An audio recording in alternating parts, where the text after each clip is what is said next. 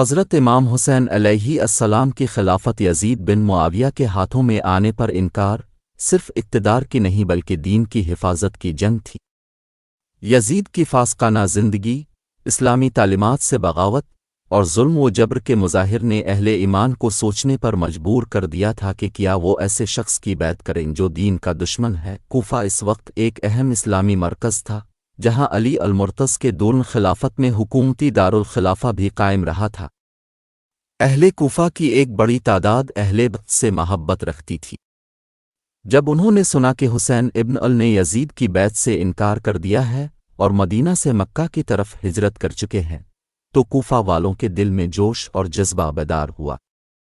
انہوں نے خطوط لکھ کر امام حسین سے درخواست کی، آئیے کوفہ، ہم اب کے ساتھ ہیں، اب کے ہاتھ پر بیعت کریں گے اور یزید جیسے ظالم کو چھوڑ کر دین محمدی کا جھنڈا بلند کریں گے۔ یہ خطوط تھوڑے تھوڑے کر کے نہیں بلکہ جوک در جوک امام حسین کے پاس پہنچنے لگے۔ مورخین لکھتے ہیں کہ امام کو 12,000 سے زائد خطوط موصول ہوئے۔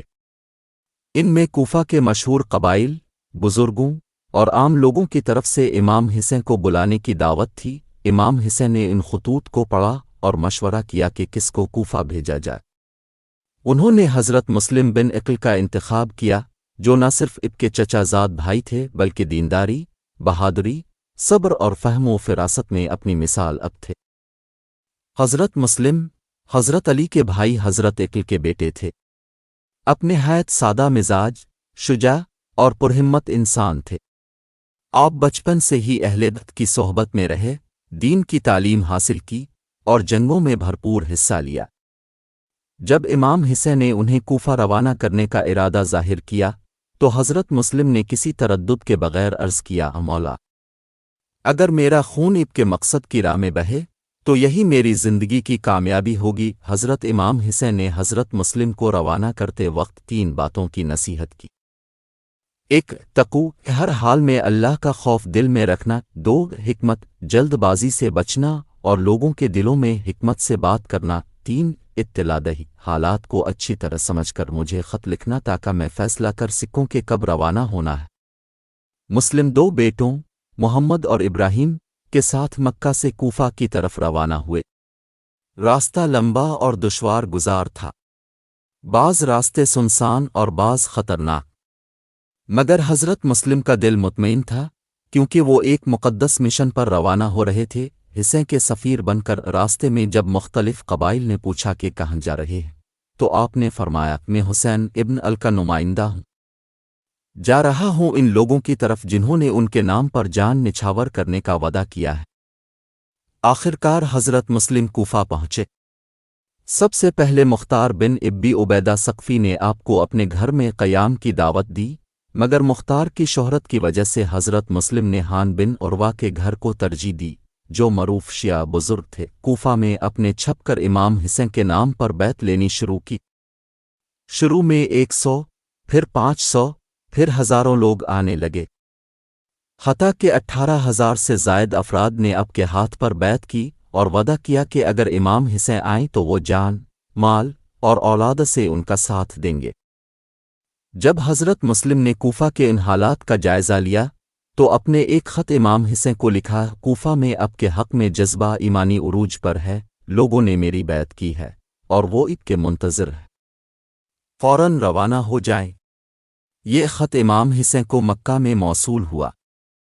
اب نے تیاری شروع کر دی اور کوفہ کی طرف روانگی کا فیصلہ کر لیا۔ اس وقت حضرت مسلم بن عقل کے دل میں صرف ایک ہی مقصد تھا، امام حسین کو صحیح حالات سے آگاہ کرنا تاکہ وہ محفوظ طریقے سے کوفہ پہنچی اور حق کی حکومت قائم ہو۔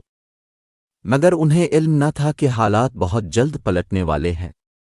وہ کوفہ جو آج حسین کا نام لیتا ہے، کل حسین کے بیٹے علی اصغر کو پیاسا قتل کرنے والوں کا گواہ بنے گا، اور حضرت مسلم وہ پہلے چراغ ہوں گے جو اس اندھیرے میں بجھا دیا جائے گا۔ حضرت مسلم بن عقل امام حسین کے حکم پر کوفہ تشریف لائے تو کوفہ کی گلیاں ان کے استقبال میں پرجوش۔ وہی کوفہ جو کبھی امیر المومنین حضرت علی کا دارالخلافہ رہا، ایک بار پھر اہل بیت کے نور سے منور ہونے کو بے تاب نظر آ رہا تھا۔ لوگ جوک در جوک حضرت مسلم سے ملاقات کرنے آ رہے تھے، اور ان کے لبوں پر ایک ہی نعرہ تھا، یا حسین حسین۔ کوفہ میں اس وقت والی نعمان بن بشیر تھا۔ وہ فطرتنا نرم مزاج شخص تھا اور حضرت مسلم کی آمد سے شدید پریشان نہ ہوا، بلکہ اس نے مسلمانوں کو آزادی دی کہ وہ جس سے چاہیں بیعت کریں۔ یہی وجہ تھی کہ حضرت مسلم نے ابتدا میں حان بن عروہ کے گھر کو مرکز بنایا اور خفیہ طور پر امام حسین کے لیے بیعت لینا شروع کی۔ شام ہوتے ہی مخلص شان علی حان کے گھر آتے، حضرت مسلم سے ملاقات کرتے اور امام حسین کے حق میں بیعت کرتے۔ ہر رات بیعت کرنے والوں کی تعداد بڑھتی جا رہی تھی، یہاں تک کہ حضرت مسلم کے ہاتھ پر 18,000 افراد نے بیعت کر لی۔ حضرت مسلم کی شخصیت میں ایسی روحانیت، وقار اور اعتماد تھا کہ لوگ آپ کی باتیں سن کر دل سے امام حسین کے ساتھ ہونے کا عہد کرتے۔ وہ کہتے، ہم یزید جیسے فاسق و فاجر کی اطاعت ہرگز نہیں کریں گے۔ ہمارا رہبر حسین ہے جو رسول اللہ کا نواسا، علی و فاطمہ کا لخن جگر اور سچائی کا علم بردار ہے۔ لوگوں نے بیعت کی شکل میں امام حسین سے محبت کا اظہار کیا۔ ان میں بزرگ، نوجوان، عورتیں، یہاں تک کہ بچوں تک کا جوش دیدنی تھا۔ حضرت مسلم اس سب کو تحریری طور پر جمع کرتے جا رہے تھے تاکہ امام حسین کو صحیح معلومات فراہم کی جا سکے۔ جب حضرت مسلم نے کوفہ کے انقلابی جذبات کو محسوس کیا تو آپ نے امام حسین کو خط لکھا، السلام علیک ابن رسول اللہ، لوگوں کے دل و دماغ اب کے لیے بےتاب ہے۔ 18,000 لوگوں نے بیعت کی ہے اور مزید لوگ آ رہے ہیں۔ فوراً کوفہ کی طرف روانہ ہوں، یہاں کا ماحول اب کے لیے سازگار ہے۔ یہ خط امام حسین تک مکہ میں پہنچا اور امام نے کربلا کی طرف روانگی کی تیاری شروع کر دی۔ حضرت مسلم کا خط اس وقت حق و باطل کے درمیان پہلی لکیر بن چکا تھا۔ ایک روز مسجد کوفہ میں حضرت مسلم نے عوام سے خطاب کیا۔ مسجد بھری ہوئی تھی، لوگ دیواروں سے ٹیک لگا کر، ستونوں سے لپٹ کر ان کی بات سننے کو بےتاب تھے۔ حضرت مسلم نے فرمایا، اے اہل کوفہ، تم نے جس حسین کو بلایا ہے وہ نواس رسول ہے، وہ وہی حسین ہے جس کے نانا نے فرمایا، حسین منی و انا من الحسین۔ اب تم پر لازم ہے کہ اپنے قول پر قائم رہو، کیونکہ امام کا قدم الفاٹے چکا ہے۔ ان کے ساتھ بے وفائی کا مطلب ہے دین محمدی سے بے وفائی۔ لوگوں نے نار تکبیر بلند کیا اور اس دن کوفہ میں خوشی کا سما تھا۔ گویا سب جانتے تھے کہ ایک نیا دور شروع ہونے والا ہے۔ حضرت مسلم بن عقل کا کردار اس وقت ایک محب، مبلغ اور سیاسی رہنما کا تھا۔ آپ نے ایک طرف امام حسین کا پیغام پہنچایا، دوسری طرف کوفہ کے لوگوں کی نیت و ارادے کو آزمایا اور تیسری طرف دشمن کی چالوں پر بھی نظر رکھی۔ آپ کو بخوبی علم تھا کہ یہ بیت وقتی جذبات کی نمائندگی بھی ہو سکتی ہے، اسی لیے آپ ہر شب اللہ کے حضور سجدہ ریز ہو کر دعا کرتے، یا رب مجھے سچ دکھا، اور اگر یہ قوم وفادار نہیں تو امام حسین کی قدموں کو روک لے۔ کوفہ مختلف قبائل پر مشتمل شہر تھا، جن میں سے بعض سچے اور بعض منافق تھے۔ کچھ قبائل نے تو دل و جان سے حضرت مسلم کا ساتھ دیا، جیسے بنی اسد، بنی کندہ، بنی تمیم، مگر کچھ قبائل یزید کے خوف اور دنیاوی لالچ میں پھنسے ہوئے تھے، جیسے بنی امیات، بنی مراد، بنی خزا علیہ السلام، اور یہی قبائل بعد میں حضرت مسلم کی تنہائی اور شہادت کا سبب بنے۔ حضرت مسلم کی سرگرمیوں کی خبر آہستہ آہستہ کوفہ کے والی نعمان بن بشیر تک پہنچی، مگر وہ نرم طبیعت کا شخص تھا۔ اس نے کہا، جب تک مسلم میرے خلاف تلوار نہیں اٹھاتے میں ان پر تلوار نہیں اٹھاؤں گا۔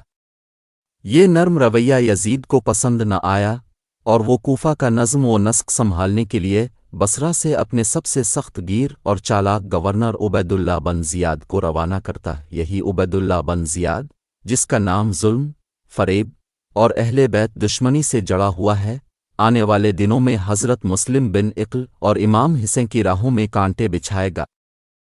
یہ وہی دور تھا جب بظاہر سب کچھ حسین کے حق میں تھا۔ عوام کا جوش، بیتوں کی تعداد، مسجدوں کی صدائیں، مگر پردے کے پیچھے فتنے نے سر اٹھانا شروع کر دیا تھا۔ ابن زیاد کے کوفہ میں داخلے کے ساتھ ہی منظر بدلنے والا تھا۔ ابھی حضرت مسلم اس خطرے سے بے خبر تھے، مگر تاریخ لکھنے والا جانتا تھا کہ کوفہ کی ہوا کا رخ بدلنے والا ہے۔ حضرت مسلم کی کوفہ آمد سے لے کر بیتوں کا دور تک ہر لمحہ وفا، اخلاص اور دین محمدی کی خدمت کا نمونہ ہے۔ یہ وہ وقت تھا جب امام حسین کا قافلہ روانگی کی تیاری کر رہا تھا اور مسلم کوفہ میں ایک مشن کی تکمیل کے قریب پہنچ چکے تھے، مگر حالات ہمیشہ ایک جیسے نہیں رہتے۔ دشمن کی سازشیں، لوگوں کی کمزوریاں اور خوف کا سایہ بہت جلد حضرت مسلم بن عقل کو ان کی آزمائش کی گھڑی میں لے جانے والا تھا۔ جب حق کا پرچم بلند ہوتا ہے تو باطل اپنے تمام حربے لے کر اٹھ کھڑا ہوتا ہے۔ حضرت مسلم بن عقل کی کوفہ میں مقبولیت، عوام کی بیعت اور امام حسین کی آمد کی خبریں جب یزید تک پہنچیں تو اس کے دل میں خوف بیٹھ گیا۔ اس نے محسوس کیا کہ اگر فوراً اقدام نہ کیا گیا تو حکومت اس کے ہاتھ سے نکل جائے گی۔ چنانچہ اس نے بصرہ میں موجود اپنے ایک خاص اور بے رحم گورنر عبید اللہ بن زیاد کو حکم دیا، فوراً کوفہ جاؤ، مسلم بن عقیل کو تلاش کرو، تو قتل کر دو۔ آقا حسین کی آمد سے پہلے معاملہ سنبھال لو۔ ابن زیاد نے یہ بات آمنا کی کہ وہ کوفہ پہنچ رہا ہے۔ اس نے سادہ کپڑے پہنے، چہرے پر نقاب ڈالا اور رات کی تاریکی میں شہر میں داخل ہوا۔ لوگ سمجھے کہ امام حسین تشریف لائے ہیں۔ کچھ وفادار شیعہ استقبال کے لیے پہنچے، لیکن جب اس نے بات کی تو آواز سے پہچان لیا گیا کہ یہ حسین نہیں بلکہ کوئی اور ہے۔ جلد ہی ابن زیاد دیر الامارہ گورنر ہاؤس پہنچا اور شہر کے نظم و نسق کو سنبھال لیا۔ اگلے دن وہ کسن حکومت سے برآمد ہوا اور ایک ایسا خطاب کیا جس نے کوفہ کی فضا کو بدل کر رکھ دیا۔ ابن زیاد نے لوگوں سے کہا، یہ اہل کوفہ، خبردار! اگر کسی نے حسین مسلم کا ساتھ دیا ان کی حمایت کی تو اس کا انجام بدترین ہوگا۔ میں تمہاری رگوں میں زہر بن کر دوڑوں گا، تمہارے گھروں کو جلا دوں گا اور تمہاری گردنیں اڑا دوں گا۔ یہ الفاظ ایک دھمکی سے زیادہ ایک چنگاری تھے۔ کوفہ میں خوف کی فضا قائم ہو گئی۔ وہی لوگ جو کل حضرت مسلم کے ہاتھ پر بیعت کر رہے تھے اب اپنے دروازے بند کرنے لگے۔ بازاری افواہیں پھیلنے لگیں کہ ابن زیاد ظالم ہے، بچ کر رہو، جو مسلم کو پناہ دے وہ قتل کر دیا جائے گا۔ ابن زیاد نے مختلف قبیلوں کے سرداروں کو بلایا، انہیں دولت، عہدے اور زمینوں کا لالچ دیا اور کہا وہ تمہیں صرف ایک کام کرنا ہے، مسلم بن عقیل کا ٹھکانہ معلوم کرو۔ جاسوس شہر بھر میں پھیل گئے، لوگوں کی گفتگو سنی جانے لگی۔ مسجدوں، بازاروں، گلیوں میں بحث و مباحثے پر پابندی لگ گئی۔ حضرت مسلم کے تمام رابطے ٹوٹنے لگے، ان کے حامیوں نے آنا بند کر دیا۔ اب حضرت مسلم کے لیے کوفہ وہ جگہ نہ رہی جو بیعت و وفا کا مرکز تھا۔ دن با دن ان کے گرد لوگ کم ہونے لگے، یہاں تک کہ وہ وقت آیا جب حضرت مسلم مسجد کوفہ آئے، نماز ادا کی اور جب پلٹے تو پیچھے کوئی نہ تھا۔ وہ حیران و غمزدہ تھے۔ وہی لوگ جنہوں نے بیعت کی، حسین کو بلایا، آج خوف، لالچ اور دھوکے میں آ کر غائب ہو چکے تھے۔ تھکے، زخمی دل کے ساتھ حضرت مسلم کوفہ کی گلیوں میں پھرتے رہے۔ پیاس، بھوک، تنہائی اور بے بسی نے انہیں توڑا نہیں بلکہ صبر کا دامن مضبوطی سے تھامے رکھا۔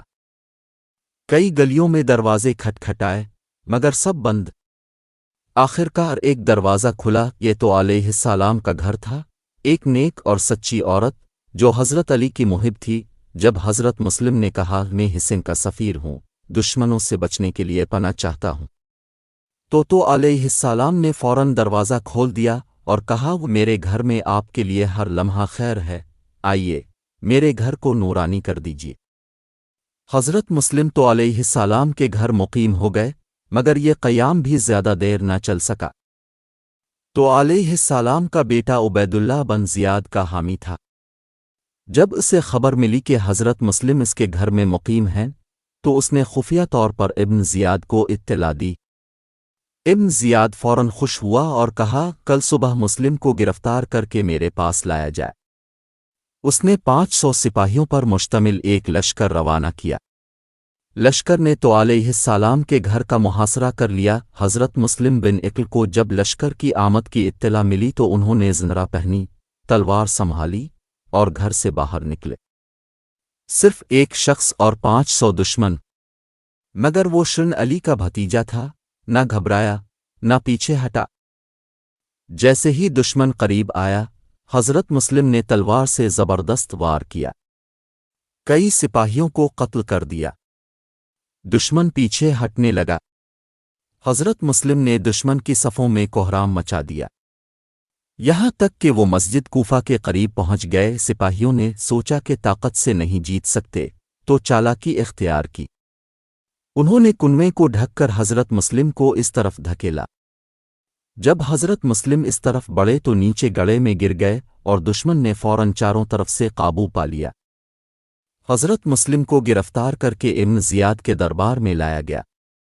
ان کے چہرے پر زخم تھے، لباس خون آلود، مگر آنکھوں میں خوف نہیں تھا بلکہ جلال، وقار اور حصے کی وفا چمک رہی تھی۔ ابن زیاد نے حضرت مسلم کو ذلیل کرنے کی کوشش کی۔ تنزیہ کہا گئے تیرے 18,000 بیعت کنندگان؟ حضرت مسلم نے خاموشی سے جواب دیا، وفا انہی کے نصیب میں آتی ہے جن کے دل میں ایمان ہوتا ہے۔ ابن زیاد نے ان سے کہا، آخری خواہش۔ حضرت مسلم نے کہا ہے، ایک امام حسین کو میرے حالات کی خبر دو، میرا قرض ادا کر دو، 3 میرے جسم کو دفن کر دینا۔ ابن زیاد نے انکار کیا، پھر حکم دیا، مسلم کو قصر کی چھت پر لے جاؤ، سر قلم کرو اور جسم نیچے پھینک دو۔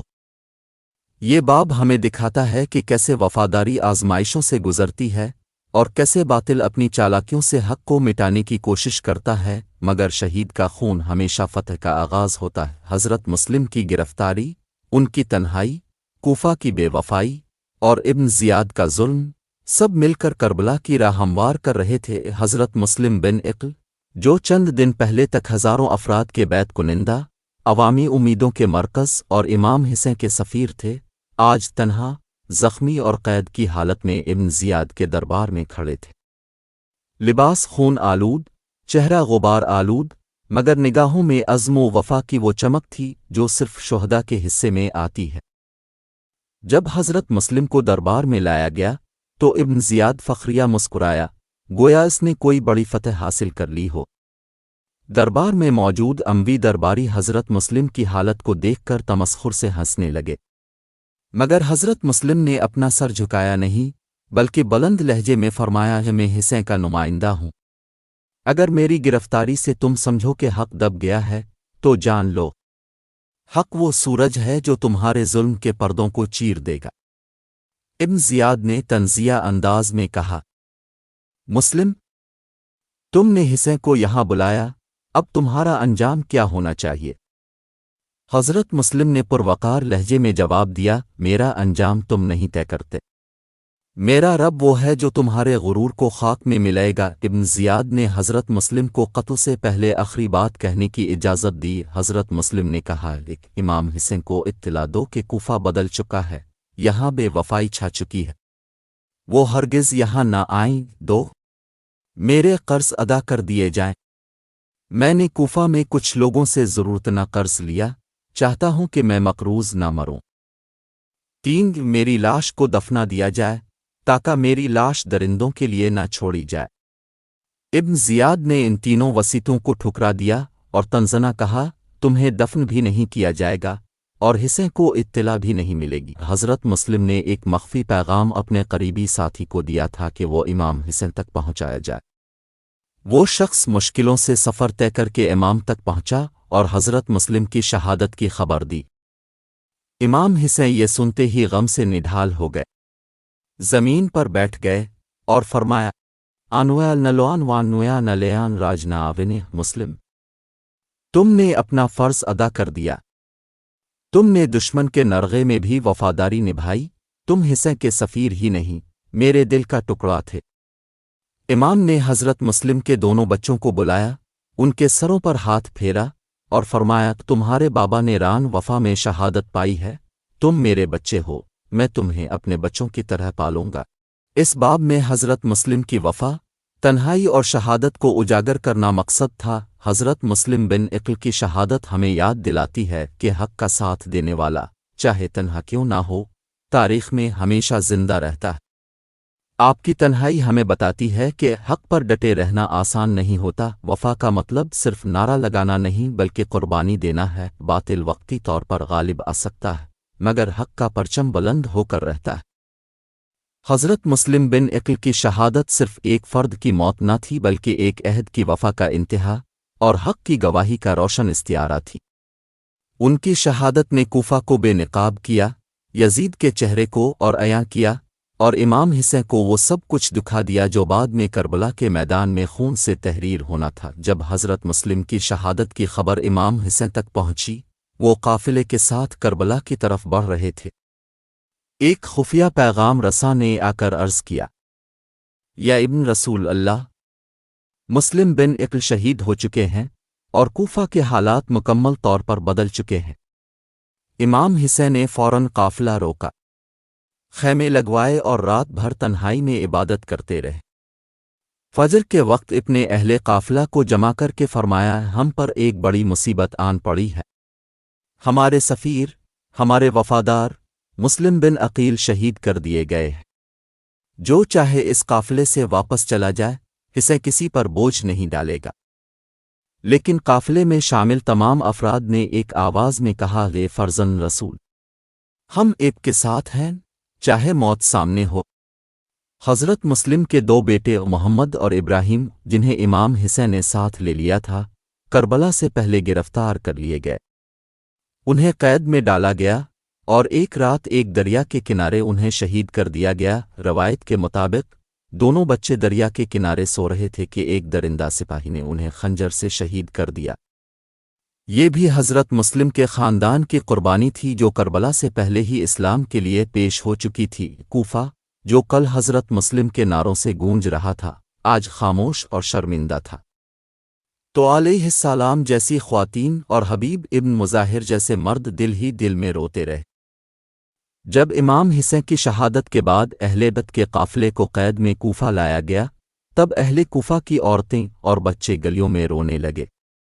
حضرت زینب نے بلند آواز میں فرمایا، اے کوفہ والو، کل تم نے میرے بھائی کے سفیر کو تنہا کیا، آج اس کے اہل خانہ کے سامنے آنسو کیوں؟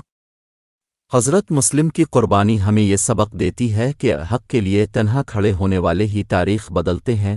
باطل وقتی طور پر مسلط ہو سکتا ہے مگر دائمی کامیابی صرف حق کے ساتھ ہوتی ہے۔ ایمان صرف بیعت نعرے کا نام نہیں بلکہ جان دینے کا عہد ہے۔ حضرت مسلم نے وفا کی معراج پر پہنچ کر تارخن اسلام کو وہ شہادت دی جو صفن حسین کے لقب کو ہمیشہ کے لیے امر کر گئی۔ حضرت مسلم کی شہادت نے امام حسین کے سفر کو نئی معنویت دی۔ اب یہ سفر محض یزید کی بیعت کا انکار نہیں رہا بلکہ یہ وفا بمقابلہ خیانت، حق بمقابلہ باطل، قربانی بمقابلہ مفاد کی علامت بن چکا تھا۔ مسلم کی شہادت کربلا کی پہلی اذان تھی جس نے دنیا کو بتایا کہ حسین آ رہے ہیں اور ظلم کے خاتمے کا وقت قریب ہے۔ کربلا کی سرزمین پر شب عاشور، امام حسین نے اپنے خیمے میں اکیلے بیٹھ کر شہداء کو یاد کیا۔ جب حضرت مسلم کا ذکر آیا تو اب کی آنکھوں میں آنسو آ گئے۔ فرمایا، اے مسلم، تم نے اپنا فرض ادا کر دیا۔ تم پہلے شہید ہو جس نے میری راہ کو روشن کیا۔ یہ الفاظ اس بات کا اعتراف تھے کہ حضرت مسلم کی شہادت کربلا کی بنیاد تھی۔ وہ کربلا کے معمار تھے تو علیہ السلام، وہ عظیم خاتون جس نے مسلم کو پناہ دی، بعد میں اہل بیت کی عزت کی محافظ بن گئی۔ تاریخ اسے محافظ مسلم کے نام سے یاد کرتی ہے۔ روایات کے مطابق حضرت زینب نے کوفہ میں تو علیہ السلام کو گلے سے لگایا اور فرمایا، اے تو علیہ السلام، تم نے ہمارے بھائی کی تنہائی میں جو وفا کی وہ اللہ کے ہاں مقبول ہے۔ کچھ سالوں بعد جب امام زین العابدین کوفہ آئے تو انہوں نے مسجد کوفہ میں وہی ستون تلاش کیا جہاں حضرت مسلم نے آخری نماز پڑھی تھی۔ وہاں کھڑے ہو کر امام نے دعا کی، اے اللہ، ہمیں وہ وفا عطا فرما جو مسلم کو دی تھی اور ہمارے دلوں کو ان کے عشق سے زندہ رکھ۔ حضرت مسلم بن عقل کی پوری زندگی، خصوصاً کوفہ کے ایام، ہمیں یاد دلاتے ہیں کہ ہر دور میں حق کا سفیر ہوتا ہے مگر وہ تنہا ہوتا ہے۔ ہر شہر میں بیعت کرنے والے ہوتے ہیں مگر وفا کرنے والے کم۔ ہر دربار میں ظالم ہوتے ہیں مگر اللہ کی عدالت بڑی ہے۔ حضرت مسلم کی شہادت دراصل حسین کے قافلے کا پہلا علم تھا اور کربلا کی راہ کی پہلی قربانی۔ آپ کا نام رہتی دنیا تک وفا، قربانی، غرت ایمانی اور حسین سے محبت کا استعارہ رہے گا۔